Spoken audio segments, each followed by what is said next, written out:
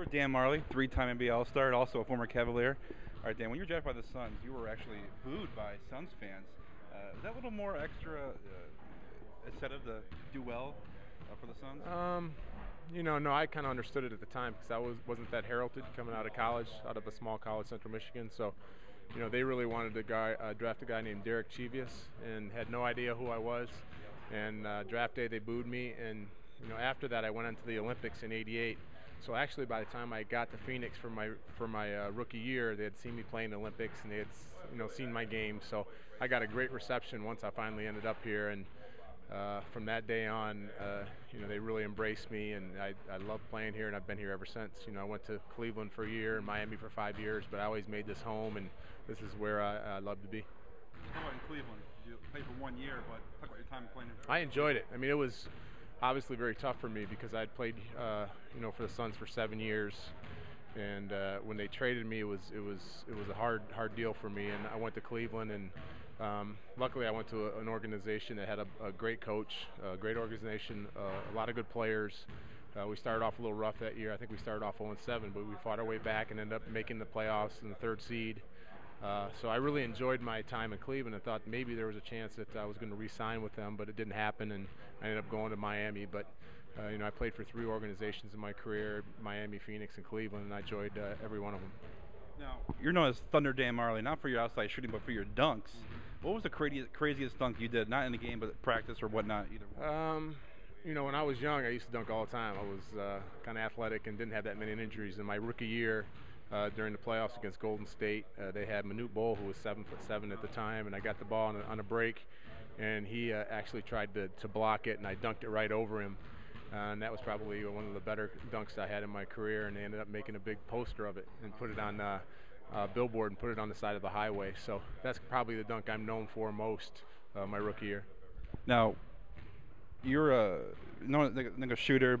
Dunk contest has really been not that good in the last couple of years. What's your take on the dunk contest so far? Well, I think it's getting harder and harder for guys because they're so athletic, and it's hard to keep coming up with different kinds of dunks.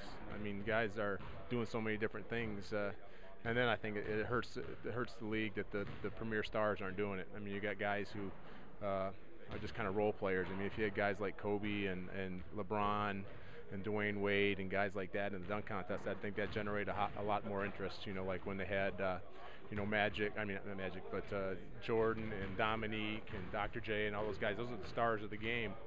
And I understand why those guys don't want to do it because there's such high expectations for the dunk now. But these guys have pretty much done all they can do. Will we ever see Kobe or LeBron do it, go together, hopefully, or even Dwight Howard? I think maybe, LeBron may end up doing it just because he's still pretty young and athletic. I think Kobe's probably past his dunking days. He's getting a little up there in age, and that's probably not his deal anymore. But I'd like to see LeBron get in there because he is one of the best dunkers and powerful guys in the league. Now, you've been a player, coach, and a broadcaster. The transition, going from a player to broadcaster to coach, is that a hard one or is it a pretty easy one? It was good. I enjoyed my broadcasting days. I've always missed playing, just the competition with the guys and being around the guys and fighting for the same thing. And that's basically why I got into the coaching, because I wanted to get my competitive fire back and have something to battle for. And I've learned a lot these last couple of years. This is my 2nd year, and I really enjoy it. To be back in the gym every day, teaching basketball, it's what I know best, and I'm able to help the young guys with my experience in the league. So it's been a smooth transition, and I continue to learn every day and hopefully become a pretty good head coach someday. What was it harder, becoming a broadcaster or becoming a coach? Broadcasting's pretty easy. I mean, there's not a whole lot of time to it. You come to the game maybe an hour before, prepare a little bit.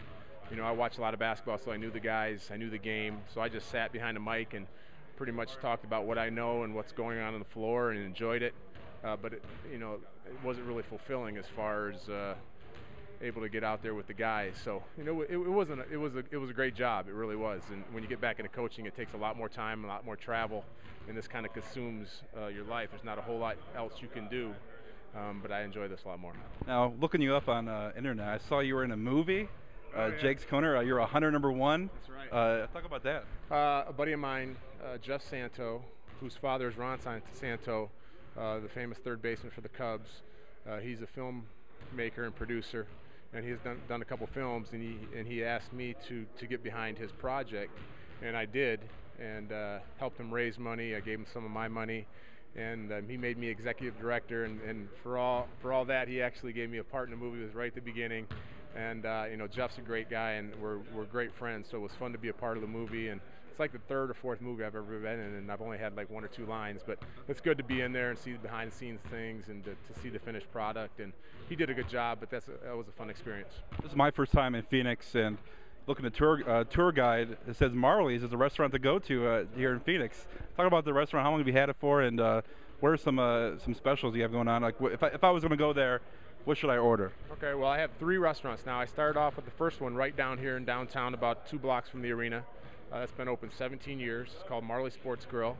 I opened one out in Chandler, which is about 20 miles south of here. That's been open 2 years, and I just opened one about 6 months ago out west in Goodyear, and they're all Marley Sports Grill, and I've opened a 4th location in Old Town Scottsdale, which is about 15 minutes from here. So, I've been lucky and been successful and have good people running it for me, and I get there a lot, and it's just good American bar food, sports grill. We have great salads. We got the Sir Charles grilled chicken sandwich, the Lou Amundsen sandwich. He's got one. But the fries are great. Slam dunk shrimp is awesome. We have homemade soups every day, so you really can't go wrong. We got the burgers are really good, but I would have to say the slam dunk shrimp, the French fries, the burgers, and whatever the soup is. All right, this is Dan Majerle, coach of the Phoenix Suns.